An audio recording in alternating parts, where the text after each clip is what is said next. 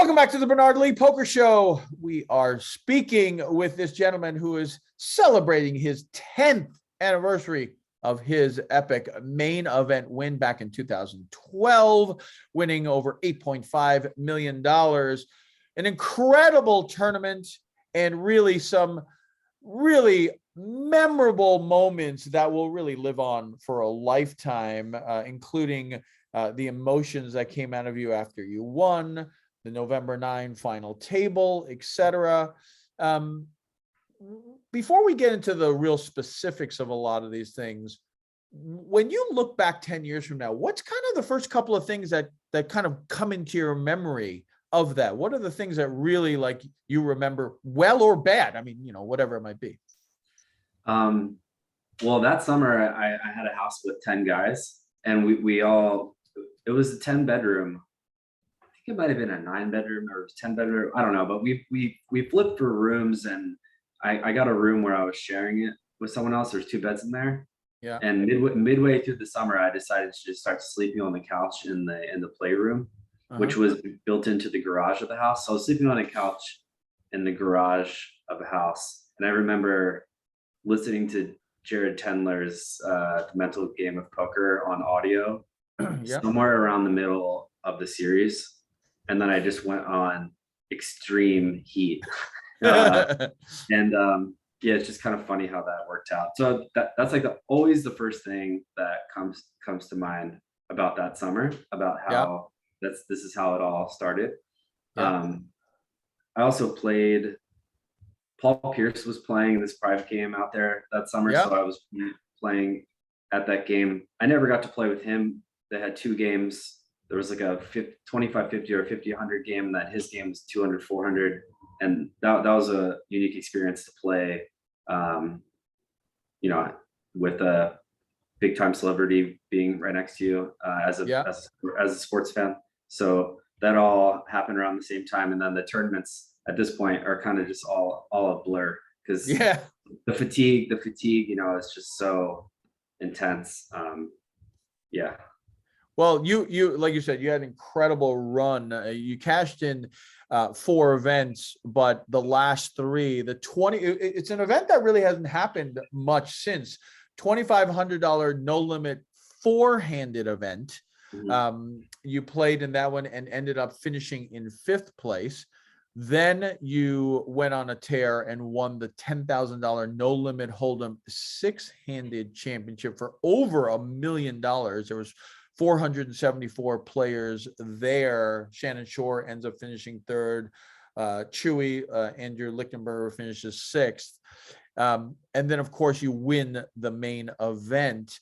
The interesting aspect of that main event, and for people who remember, you finished runner-up was Jesse Sylvia, Jake Balzinger was in 3rd, Russell Thomas 4th, Jeremy Osmus, who's been on the show recently due to his wins, he was in 5th place. And that year, if people go backwards in time, with 11 players left to go, there were 2 women still in it. And the buzz was going around that a woman, maybe not even just one, but 2 of them might make the final table. Elizabeth Hilly from Norway finishes in 11th, and Gail Bauman, who has obviously done much more than that, including an epic hand versus her and Vanessa Selft on day 1 of a main event, quad 7s versus flop set of aces and the boat. She finished in 10th place. Talk a little bit about that, because there's a bunch of other things I want to talk to you about, including you had a win for Player of the Year. But talk a little bit about that, because that's not a topic that we talk about a lot. But I just still remember being part of ESPN's crew at that point. We were all preparing, because we've said this. I just celebrated back in March, Women's National History Month, and talking about that, to me, the next big boom that could happen is increasing women in the world of poker. This is 50% of the population. If you go to any tournament, any cash rooms, 5% could be a lot to say that 5% of it is women. And being that as the case, if you could just increase that to 15-20% is women, the number of players in this pool is just going to hugely increase. So we were really buzzing about it because they said the big thing is if a woman wins the World Series main event, it'll just absolutely go crazy. So the fact that we potentially had 2 women making this final table, and now you have a 22% chance, if you just go by straight statistics, that a woman's going to win, we were all buzzing. And so when Elizabeth got knocked out, we're like, okay, we still got Gail. And she wasn't ridiculous. She wasn't like the obvious short stack. She was one of the short stacks. But when she was knocked out, it really, I will say, a little of the air came out of the tire at that point from our standpoint, because a huge storyline just went out. But what was it like for you guys with 2 tables, 11 left, and then you came together? Did you guys feel this at all? Was there a buzz specifically because of that aspect of that final table? I feel like the moment was just so big that I didn't realize that was really the big story going on. Because after the fact, sure, I definitely thought about it. And I thought Elizabeth Hill played really well. So I was happy when she was just crushing me in almost every possible way. So it was nice to be trusted. But I do remember with 2 tables left that I had a very good table draw, which is very underrated in tournament poker. That whole tournament, I felt like I had really good table draws, and then specifically really good seats at those tables. So it just makes your life a lot easier.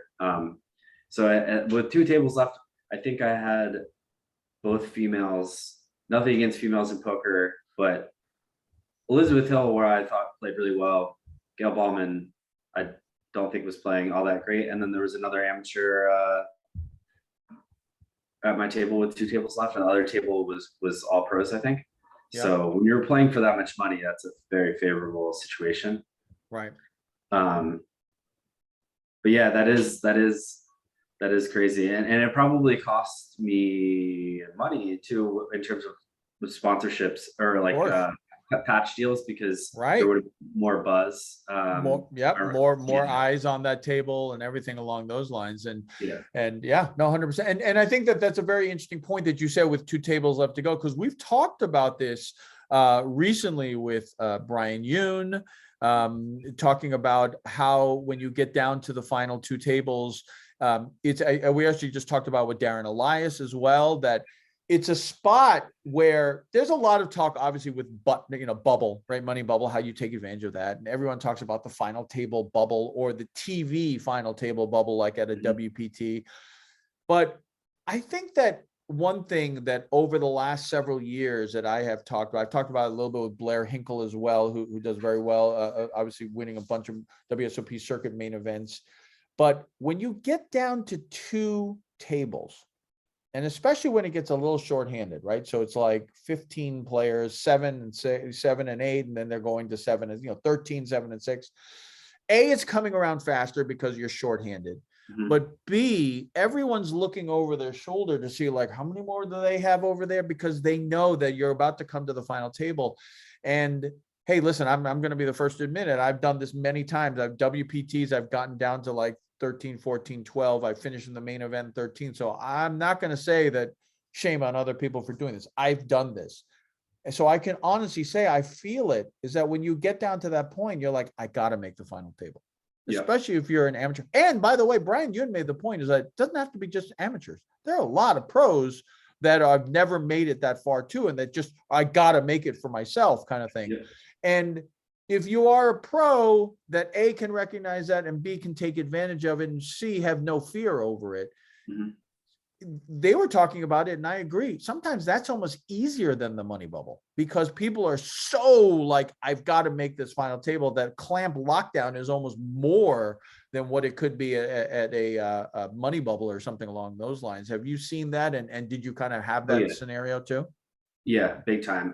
I feel like that's been a strong point of mine earlier in my career, and then last 2 final tables was feeling not so much pressure in terms of I have to make the final table, but more so that I have to play a certain style because I'm playing a final table live streamed, and thinking about what other people think about my play, because now all the solutions are out there for how to play quote unquote perfectly.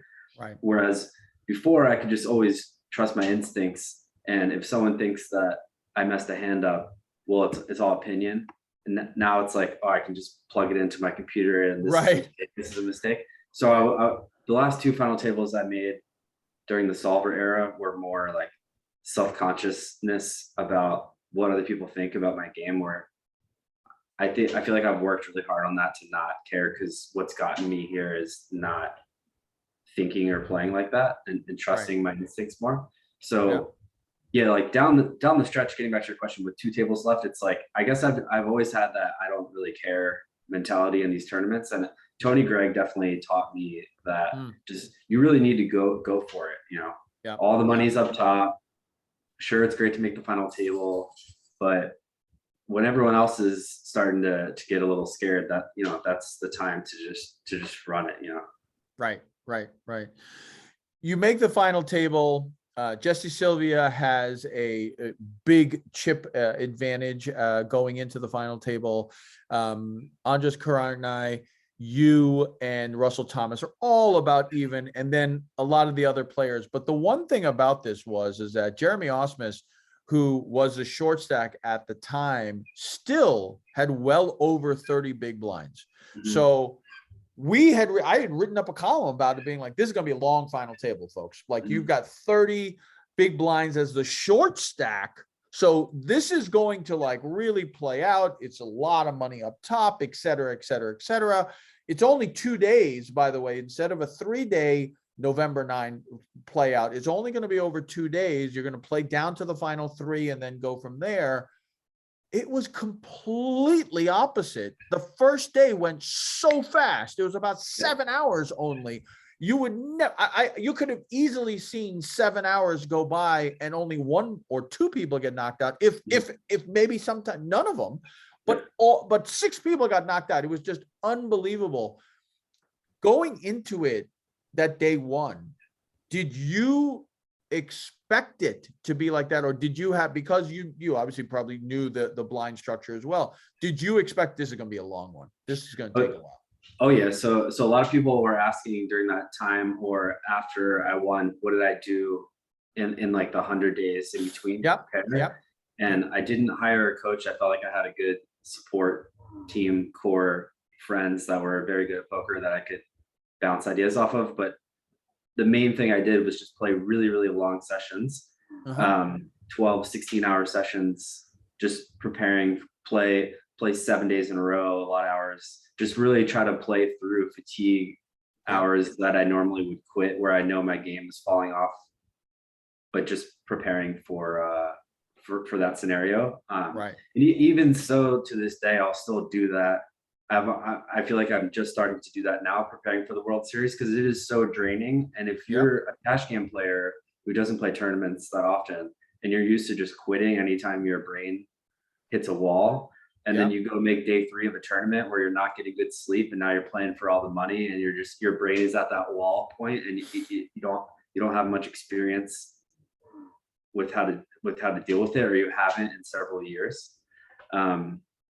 Which, side note, another benefit of being a parent is that I kind of always feel that way when I play. I'm always tired. Yeah. Even if I'm not getting up with the baby, it's like I'm not getting the best sleep. I have all these other responsibilities when I'm not playing that are taking energy and attention for me to not just always be in recovery mode for the next session when I'm done playing a session, right? So it's like, the more you put on your plate, the less elite you can be at poker, right? So it's taught me to just have a much stronger mental game and accept that, okay, I'm at my B- game right now, but don't beat yourself up if you make a mistake, and just try to play the best you can with this type of sleep or this hour of the session. So yeah, I'm already starting to kind of gear up for the series by doing some of that now. Nice. The one interesting aspect of this final table, I've said this before. So we talked about Jeremy Osmus, short stack, over 30 big blinds. Also, by the way, we talked about it back then that Jeremy was kind of like there was a specific game on Stars that was like 30 big blind sit and goes and all that. And he was like the expert at it. So people were like, you give him chips, this is going to be scary. Yep.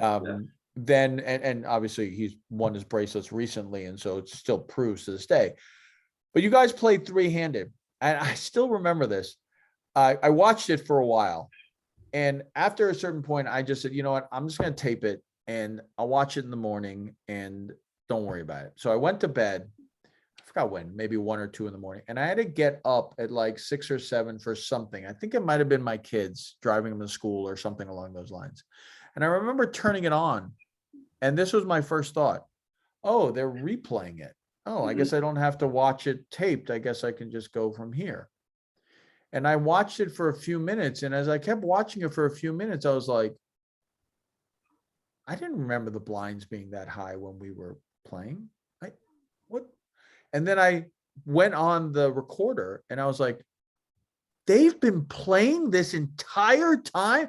I couldn't believe it. For people who don't know, they played three-handed. So they entered that three-handed session. Jake Balzinger was the short stack. He had 78 big blinds. The average big blind stack of those three was 110 big blinds. Think about that, folks. You're playing for the main event. You're three-handed, and the average stack is 110 big blinds. In the World Series main event, normally the average stack is about 60 big blinds. We're talking double that three-handed. They didn't play long the day before. It was inevitable. These guys played three-handed for 11 hours. I mean, just epic. Yeah. And talk about being tired. At certain points, you just had to be like, Jesus, how long is this going to last? Yeah. But it was just the ideal situation for me because the online cash games are all 100 big blinds. Yeah. I had at that point 5 years experience of playing those stack sizes and playing all the online cash games are six-handed, but I played a bunch heads up and three-handed, four-handed, whatever. So having that experience, and then once those guys started three betting me a bit, when the stacks got a little bit shorter, I just started limping on the button, which no one was really doing back then. Not that I was some strategy expert ahead of the curve by doing that. It is just something I wanted to do to decrease variance and try to play post flop as much as I could, which was my biggest skill set back then. So me doing that definitely made it drag on even longer, because if I'm not raising and facing three bets or even single raise pots that blow up the pot more, we're playing smaller pots and it's just dragging on longer. But it's just what I had to do to try and secure the title. Yeah. Eventually Jake got knocked out, and then your heads up battle wasn't that long compared to the three-handed, because obviously the stacks had gotten a lot shorter. You win, and just the emotion just comes flooding out of you. Talk a little bit about why the emotion. You were just, really in tears. And I think obviously it was a combination of everything you had been through, but also happy tears as well. But talk a little bit about that emotion that we all saw on the camera.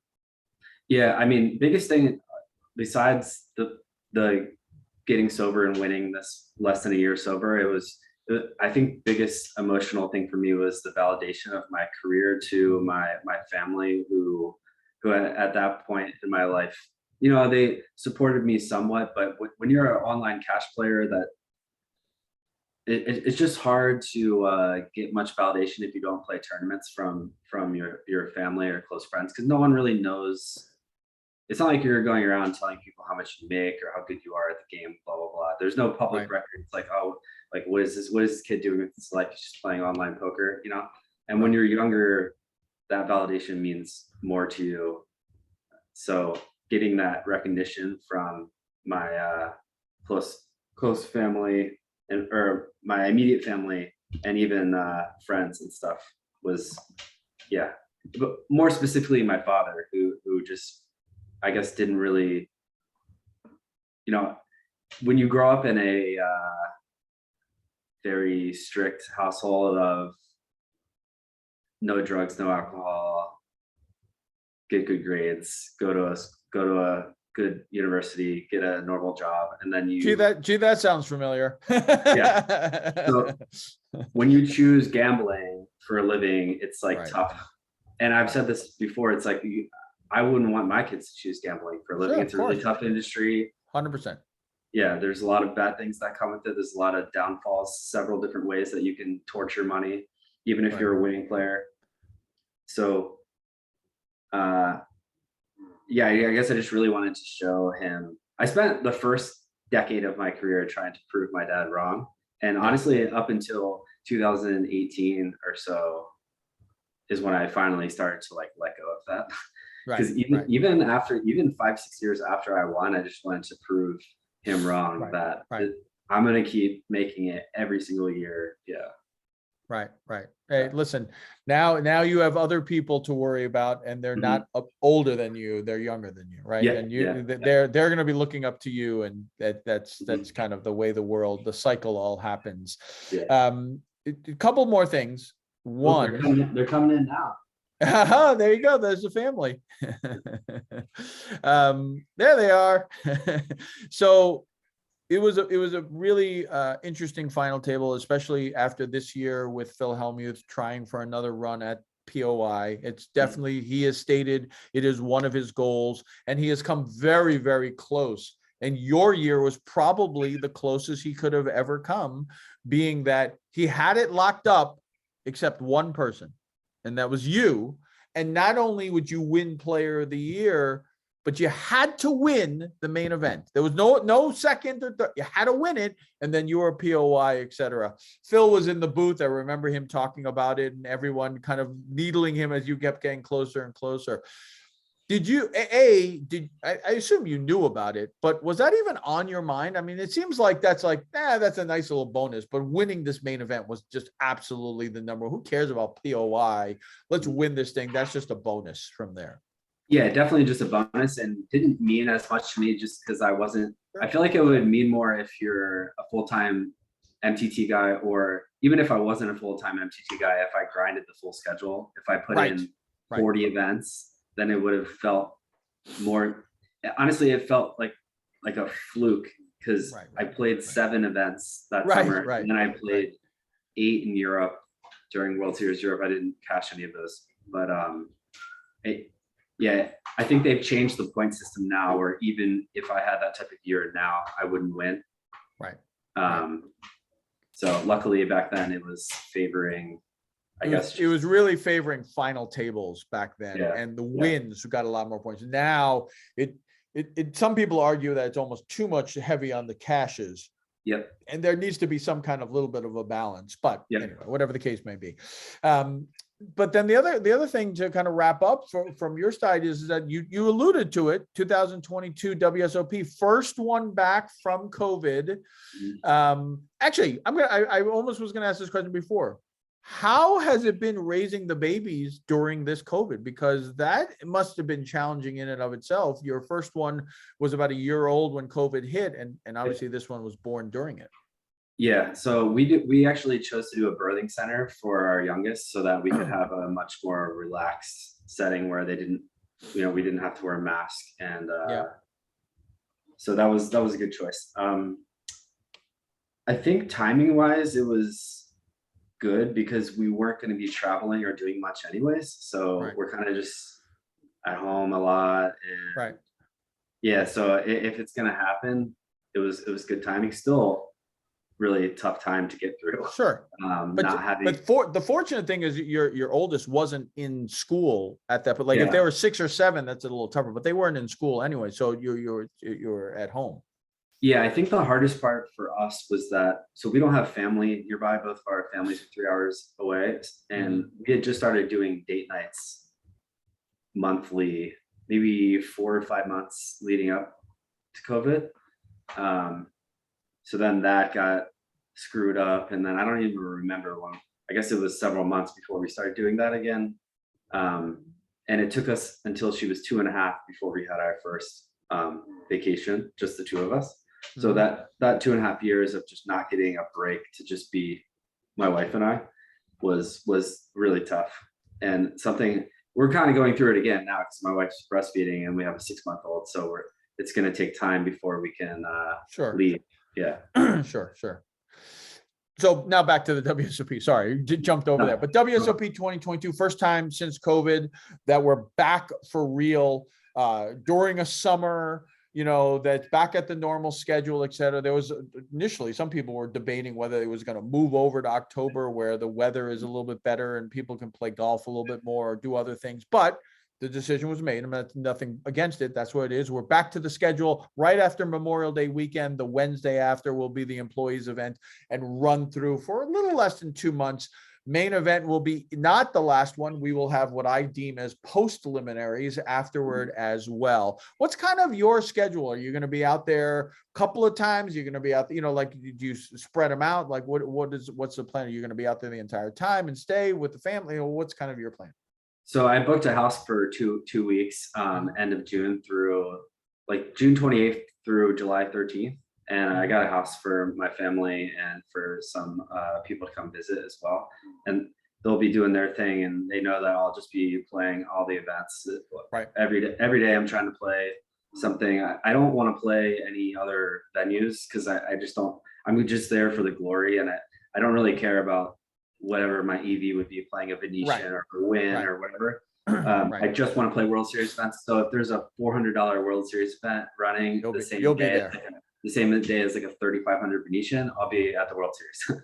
Nice. So that's what I'm there for. I'm there to chase the glory and the legacy, and that's it. I find that more fun and intriguing as I'm getting older, instead of just chasing the bottom line dollar of, maybe I should play this Aria 10K. Right. Yeah. So talk a little bit about that. So talk about what you feel that glory and that legacy, what does it mean to you at this stage in your life? I mean, that's just what I'm going to pass down, besides my finances to my kids, is the legacy, right? So it makes sense that the World Series is the biggest brand. I have a good record there. I'm still young. I can still put in volume, and I've learned other game types to be able to add more events to my schedule for the amount of days that I choose to go each year. And it's been several years. 2018 was the last year that I played a lot of events. 2019, I just went for the main. I played 2 or 3 side events before. And 2020, we just had the online one. Last year I skipped for my daughter to be born. So it's been 4 years now since I've played, actually gone and actually tried to win something. And just feel like it's time to get back out there. Get back on the horse and see what you can do. Yeah. Awesome. Greg, it was great catching up with you. Really pleased that everything is going so well. Congratulations on 2 10-year anniversaries, right? Your 10-year being sober, and also the 10-year anniversary of the World Series main event. Look forward to seeing you out there during the World Series and catching up even more. But congratulations, and thanks for joining us here as we're celebrating our 15th anniversary here of the Bernard Lee Poker Show. Thanks for having me on. And yes, let's catch up in Vegas. I'll see you out there.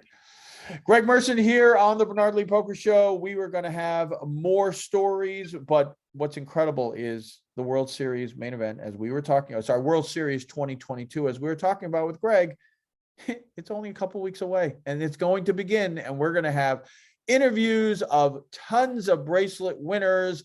We'll talk with Karai, who obviously is the reigning main event champion as well. And we'll be talking with so many guests, as you are accustomed to, as we continue to celebrate our 15th anniversary. And as always, may you always go in with the best hand, and may you never get unlucky. Good night, everybody. Also, if you are enjoying all of these interviews here on my YouTube page, please like and subscribe. It helps the channel, and I'll continue to bring you all of these interviews. Thanks, everybody.